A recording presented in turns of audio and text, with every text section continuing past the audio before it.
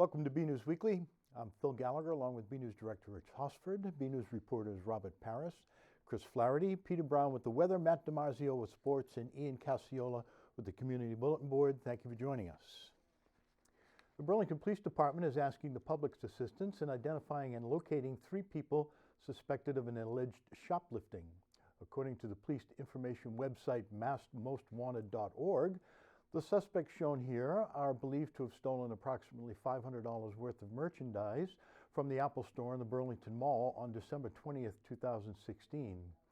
Suspect 1 is described as a tall male with medium build and dark complexion.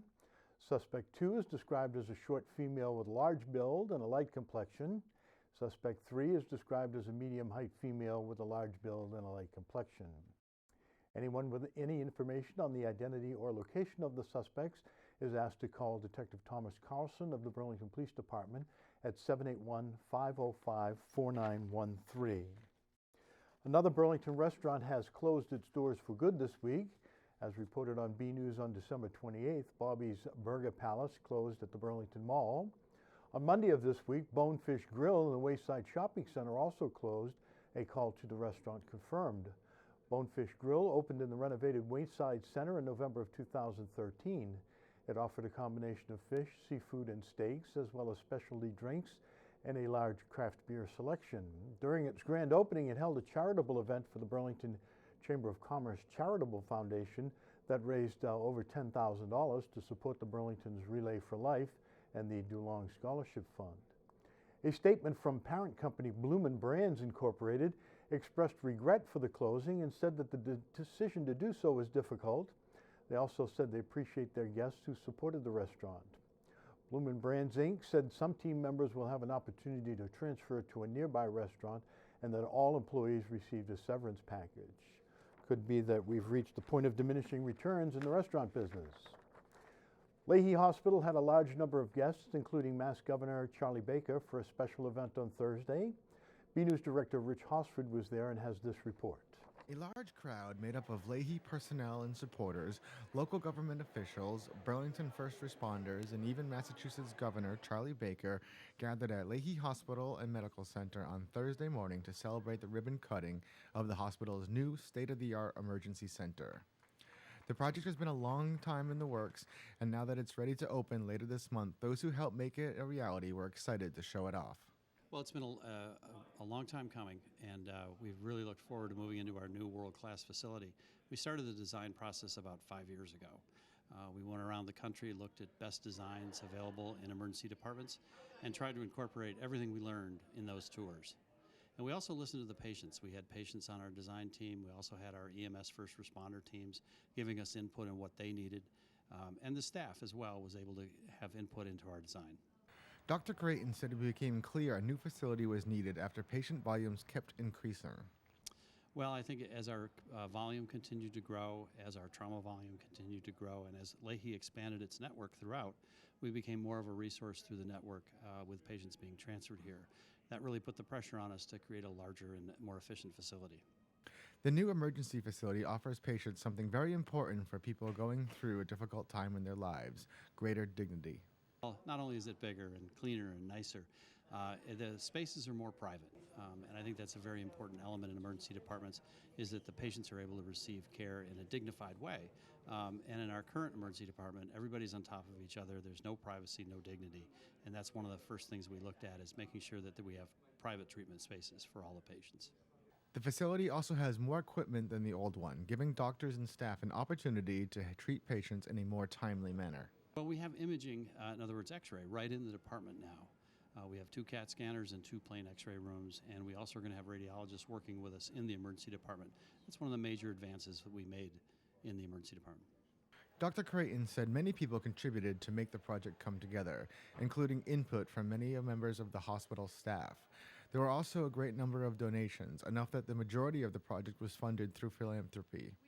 They also worked with local first responders to help design the facility so it worked at peak performance for everyone involved in emergency response. Working through our EMS coordination team and our local paramedics, we got input on design relative to the arrival spaces, and we actually had ambulances come out and try the turnarounds and help us reconfigure things at the ambulance entrance and the way that they bring patients in.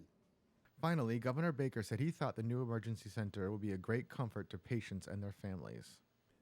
Is how much this will mean, not just to the people who come in the front door, who obviously, as you point out, are in the midst of some sort of horrible day or continuing reoccurrence with respect to some illness that they've been dealing with, but for the family members and the friends who are usually part of that experience. They will be able to feel comfortable and confident that they are bringing their family member, their friend, their neighbor to a place where they believe they will receive the absolute very best that we have here in the Commonwealth to offer them. I'm here because I think Lahey is a jewel and a treasure, not just to the Commonwealth of Mass and to the people who live and who are served by it, but to the country and to the healthcare world generally. You should all be enormously proud of what you've done, but you should also recognize that a big part of what made today possible is the legacy and the history of those who are here and came before you. And I look forward to a positive, terrific, spectacular, and continued excellent future for the folks here at Lahey and the people who are served by it. Congratulations. At Lahey Hospital's new emergency room, I'm BNEWS Director Rich Hosford. There was some debate at Monday night's Board of Selectmen meeting over a town meeting warrant article that would change the zoning of the Burlington's landlocked land. In the end, the board was split as to whether or not to recommend the article be passed by town meeting. 3 members of the public were at the meeting seeking the selectmen's endorsement of Article 5 of the January warrant. The article would change the zoning of the 23 parcels of the landlocked forest, which total 247 acres, from general industrial to open space. Proponents say this zoning change is necessary to protect the forest from possible future development by a private entity. Some members of the board, however, argued that there are other protections on the forest and that changing the zoning would limit what the town could do in terms of municipal projects. Selectman Mike Runyon spoke against it most forcefully, arguing that managing the forest has been the purview of the Board of Selectmen for years and that members have worked diligently to protect it. He said no change should be made as there are other protections on the land and the town may need to use some of the land for its own use. Selectmen Chris Hartling and Joe Morandi agreed, and in the end the board voted 3-2 to recommend against the warrant article. The Planning Board and Conservation Commission have both voted unanimously in favor of the article. There's a lot more to this story, and you can read it in full at www.bcattv.org/bnews. It has also been reported in the past that it would require a 2/3 vote of the state legislature to allow for any other use of the property. A restaurant group that will put 2 new establishments in the former paparazzi location on Wall Street had their site plan approved by the Planning Board last Thursday. As reported on BNews, after paparazzi closed in October, Rebels Restaurants Incorporated, a business group with restaurants in the Boston area, came forward with plans to open 2 restaurants in that one site, a high-end Mexican establishment called Temazcal and an Italian restaurant called Tony's Coal Fire Pizza. The Planning Board had in December approved a special permit for the project but held off on approving the site plan. One reason was because they wanted to see if the Board of Selectmen would require any site changes as a condition of approving the transfer of the liquor licenses. The Selectmen, however, approved the liquor license without requiring any changes to the plan or layout. The Planning Board also requested the applicant address the side of the building facing Cambridge Street, saying that while it was paparazzi, it was kind of boring and just a blank wall. The developer did come back with changes to that wall by adding color variation, windows, awnings, and a stone veneer. The board approved the site plan on the condition that the developer work with the property owner and other businesses on a parking plan and to designate employee parking. This year marks the 50th anniversary of the Burlington Recreation Department. BNews reporter Chris Flaherty sat down with Recreation Director Brendan Egan for a look back at the department's humble beginnings and a sneak peek at the festivities in store to commemorate their golden anniversary. Celebrate Burlington, the Halloween Spooktacular, and the tree lighting. None of these local traditions would be possible without the efforts of the Burlington Recreation Department, and 2017 marks their 50th anniversary. There was a group of park commissioners that was established back in '64, and they were responsible for the maintenance of the parks, and then in '66 they looked at formalizing and adding a recreation commission and giving more responsibility. And that vote was taken at 1967 town meeting, and we got to 50 years in 2017. So we started talking about it last year, and as this year got closer, we really started to pick up the planning and the ideas and looking at one special event per month for the entire year 2017.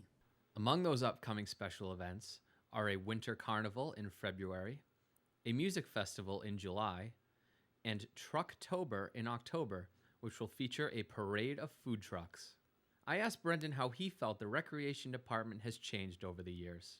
I think technology has caused a lot of the change over recent years, but in general, going from 50 years ago, a group of recreation commissioners that were responsible for planning some activities in the parks, to what we offer today, programs for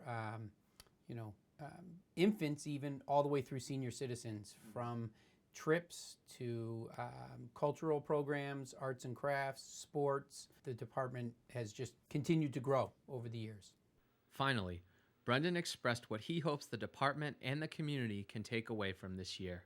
Well, the Recreation Department, I hope that the staff gets a chance to take some time and relax after I know the amount of work that's being put in now, and it's just going to keep rolling through the year. We have a great staff, very, very prepared, and very organized, so that's great.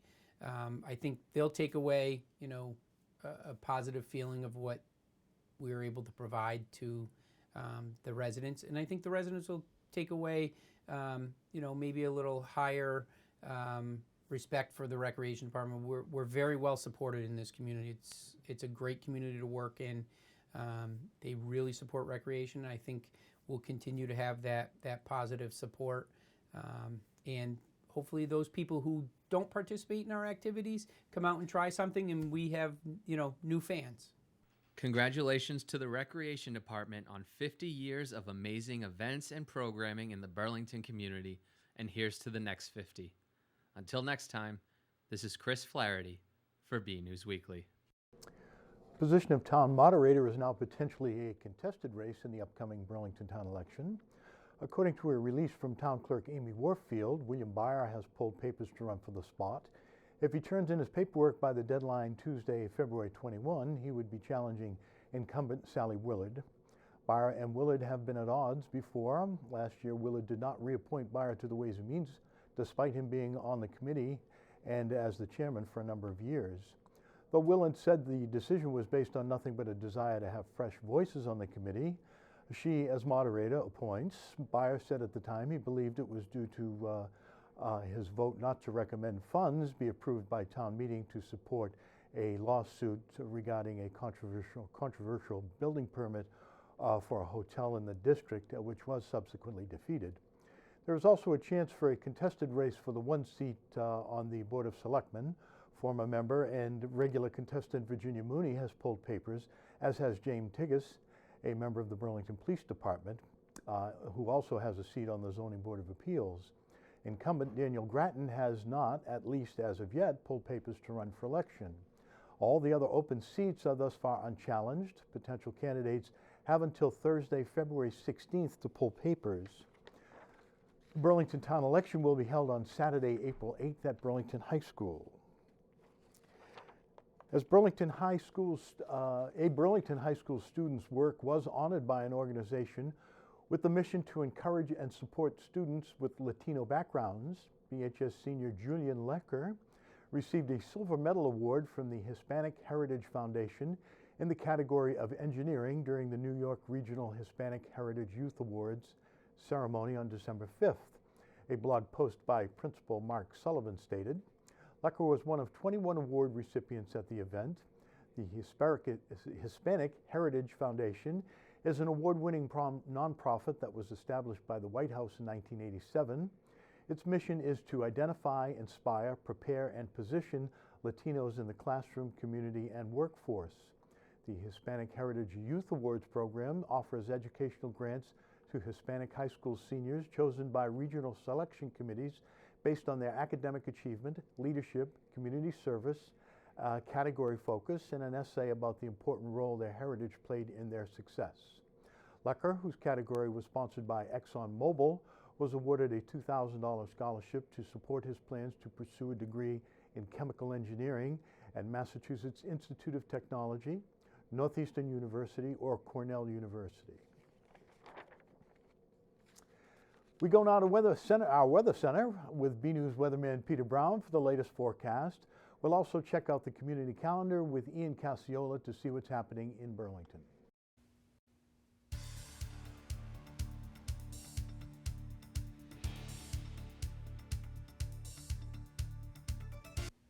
Well, hello everyone. This is Peter Brown with a look at your weather for the upcoming period.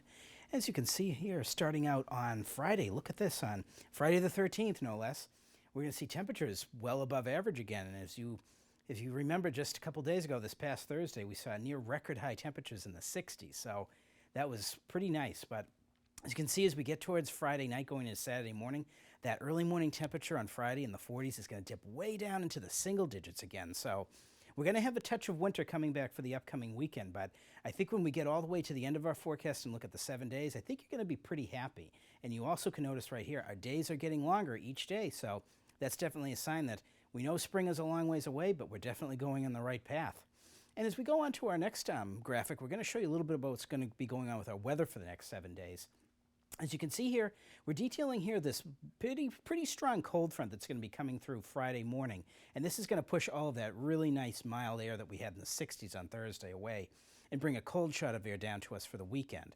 As we get into the latter portion of the 7-day period, getting out towards Tuesday and Wednesday, we're going to see maybe a series of small weather systems coming at us from the Midwest and also from the south. Now, these aren't going to be anything significant. There's really not going to be any cold air in place up in southern Canada to really bring any snowfall down here into the Burlington area. So we're basically going to see a couple of days of just kind of spotty hit and miss rain showers, but temperatures are going to be fairly mild, probably in the 40s and 50s again, much like the past few days that we've seen around here in Burlington. As we move ahead, we're going to talk a little bit about something we haven't really mentioned too much since the summer and the early fall. And this again is a look at our drought monitor here in southern New England and Massachusetts in particular. As you can see, this map is much different than what we saw back at the end of August and September, where we saw this extreme drought covering almost the entire state. We've had actually quite a bit of rain late in the fall and actually quite a bit of rain in December and early January, and that's really knocked down the problems that we've had with the drought here in the Burlington area. Now, we're still in a severe drought, that's for sure, and just bear that in mind when we head towards the spring. If we're still in that type of a situation getting towards March, we may be in a little bit of trouble with the growing season when we start to get towards the spring, March and April. But right now, it really looks like we're doing pretty well with the drought, and we're really catching up on those rainfall totals that we missed out on last summer. As we move ahead, I'm going to show you a little bit about our 7-day forecast. And again, look at this. It doesn't really get much better than this when you get into the middle of January here in the Burlington area. Again, Friday, starting out with temperatures around 40. Now, that's going to be pretty much an early morning high as you're commuting to work. Temperatures dropping drastically as we head towards sunset on your drive home. And look at this, by Saturday, going to be down the mid-20s again. So it's definitely going to be a feel of winter Saturday and Sunday. But as we get into Monday, again, we're just going to see fair skies. Once again, temperatures in the mid and upper 30s. And as we get to look at this, Tuesday, Wednesday, and Thursday, again, we're going to bring in that chance of maybe some spotty showers and maybe some steadier rain getting into Wednesday. But look at the temperatures here. You'd think that we should be probably in the 20s and 30s at this time of the year. But no, we're actually going to keep going up as we go on towards the end of the week. And by the time we get to Thursday, we may be hitting 50 again. So folks, I don't know about you, but I would definitely say get out there and enjoy some of the great winter weather that we're having this January and have a great week.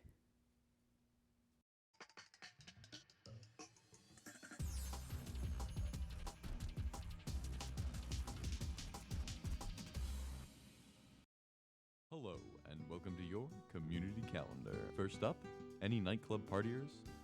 On Saturday, January 14th from 9 p.m. to 1 a.m., Chops American Bar and Grill in Burlington is having a nightclub experience with DJ Chris Rocks. A prominent Boston DJ entertainer, DJ Chris Rocks spins weekly guest spots at Boston's hottest nightclub venues, lounges, and bars.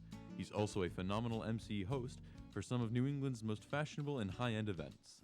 His music style encompasses the entire musical spectrum, anywhere from Motown to Top 40 dance. DJ Chris Rocks creates a cool and upbeat vibe nightly that suits the setting of the Chops Lounge, energizing your senses along with great food and drinks without overpowering conversations. For more info, visit chopsamericanbarandgrill.com or call 781-221-6643. Parents, are your children interested in learning how to read? On Wednesday, January 18th from 7 to 7:30 p.m., the Burlington Public Library is having a reading mentor program called Book Buddies. Each child will be paired with a teen reading mentor to read for half an hour. Please arrive 10 minutes early so that your child can be assigned a buddy. Buddies will be assigned to the first 12 children. Children who are not assigned buddies can stay and listen to Miss Monk read. The event is for kids in preschool through 2nd grade. The event is free. Pre-registration is not required.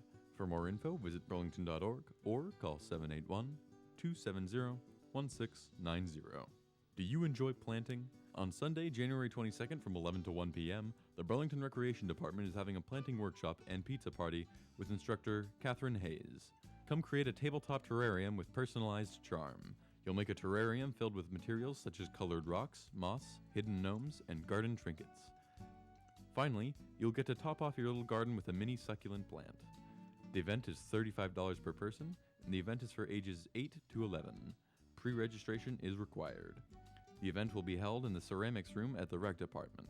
For more info and to register, visit burlington.org or call 781-270-1695. This has been your community calendar. I'm Ian Casciola. Back to you in the studio. The winter sports season is in full swing, and the Red Devils teams are battling hard to ensure playoff spots. We go now to BNews sports reporter Matt DiMarzio for the latest in Burlington sports news. Hi everyone, this is Matt DiMarzio here with your weekly sports report. Wednesday was a special one for Burlington High Athletics. The boys hockey team had quite a treat, playing a special endowment game against Arlington at Fenway Park in Boston. On a sheet of ice that has been used by several college and high school teams throughout the past week or so as part of Frozen Fenway, the Red Devils and Spy Ponders hooked up for a memorable non-league game that didn't actually count in the standings. BNews reporter Robert Paris was there and has this report. Take a look. It's not every day you see an ice rink at Fenway Park. On Wednesday, January 11th, the Burlington Red Devils got an opportunity to play at Fenway Park during the Frozen Fenway event. There may have not been a lot of people in the crowds, but it was still a great sight to see. The Burlington Red Devils had to prepare for this game, and they couldn't do it without their coach, Bob Concession. We played a really good team, and I think we learned a lot tonight, how much we have to work to get ready for the season. So it was an outdoor event, which was certainly different, but it doesn't change the fact that we have to work hard to get better during the rest of the season. I think never playing outside before or never practicing makes it really, really difficult, but I thought the experience was great. We told them that they were representing our program and the tradition of our program, and we wanted them to have a great experience as a team, but also to remember all the players that have played for Burlington High School as well. This may not have been a victory for the Red Devils, but opportunities like this one don't go to waste. It was an awesome experience for the kids and for the coaching staff. We've been here a lot of times for other events, and it was really nice to play hockey in this atmosphere. Skating on the ice was Drew Metzdorf, who thought this experience was a great ending to his senior year. It's my first time playing hockey here, but I know I just love looking around, seeing all the people coming to watch us from Burlington, and I just love being at the ballpark because I play baseball too. So it's hockey and baseball in one thing. It's just unbelievable. America's beloved ballpark. Can't be more excited to be here right now. The Burlington Red Devils had to wait some time before playing at Fenway because it was a very long process. Well, we were actually contacted by the Red Sox through our coach, Bobby Concession, and through a lot of back and forth with them, we determined that Arlington and us were a great fit to play this year at the Frozen Fenway game in 2017. So back and forth with the Red Sox a couple of times, and through Capital One made it happen. Burlington Athletics Director Sean Hart was there as well, and he thought the experience was phenomenal. I thought it was great. I think being able to play outside in a storied ballpark kind of like that, it has its own story, and then being able to play there in hockey, not baseball, it's kind of exciting. But I'll tell you that it's you can bring as many people as you want, but it still looks like it's empty when there's not 38,000 screaming fans there, So it was good for the kids. It was exciting, and they do a great job for us. From Fenway Park, I'm Robert Paris for BNEWS Weekly. Thanks, Rob, for that report. Burlington's own Brian Brothers also had a good experience as the game's public address announcer. Burlington is back on the ice Monday night at Woburn's O'Brien Rink for a game against Malden Catholic. In other Red Devils sports news, the BHS track teams both lost big showdowns against Wakefield earlier this week that had the Middlesex League's Freedom Division title hanging in the balance. It was the first loss for both Burlington teams. The boys' meet came down to the final event, the 4x400 relay, which Wakefield won in a close race. The boys' basketball team is enjoying a good season under first-year coach Phil Connors. After a tight loss to Melrose, the Red Devils improved to 4-5 on the season, with a lopsided victory over Stoneham. Mike DiMartino scored 29 points in the win for Burlington. Friday, both the boys and girls play against Wakefield, the girls in Burlington and the boys away at Wakefield. On the wrestling mat, Josh Lee continues to enjoy a terrific season. Last weekend, Lee won the 132-pound weight class at Chelmsford's annual tournament and was named the event's outstanding wrestler. Lee had previously won a championship at the Lowell Holiday Tournament, his second Lowell crown. Lee is only the second wrestler in the long, successful history of the Red Devil program to win 2 championships in Lowell. Congratulations to him. That's your sports for the week. I'm Matt DiMarzio, and back to you guys in the studio. Finally, this week we'd like to introduce a new segment that will give all of us a new look at Burlington. We are calling it Photo of the Week, and in it we will bring you a fresh image of something from town. To start, here is a photo of the district's newly installed lighted signage facing Mall Road. But we also want to see what you see. Send us your photos, and we may include them right here on BNews Weekly. The photos could be of something you see around town, the weather outside your own door, photos of little children, or any other family members, or pets, family members. Whatever you think is interesting and would like to share, please send them on to us. You can email your photos to bcat@bcattv.org with the subject line Photo of the Week. Also, don't forget to sign up for our daily BNews daily email newsletter. That can be found at the site as well. Okay, that's it from the news desk here at BNews Weekly. I'm Phil Gallager, along with BNews Director Rich Hosford, Chris Flaherty, Robert Paris, Peter Brown, Matt DiMarzio, and Ian Casciola. Thank you for joining us.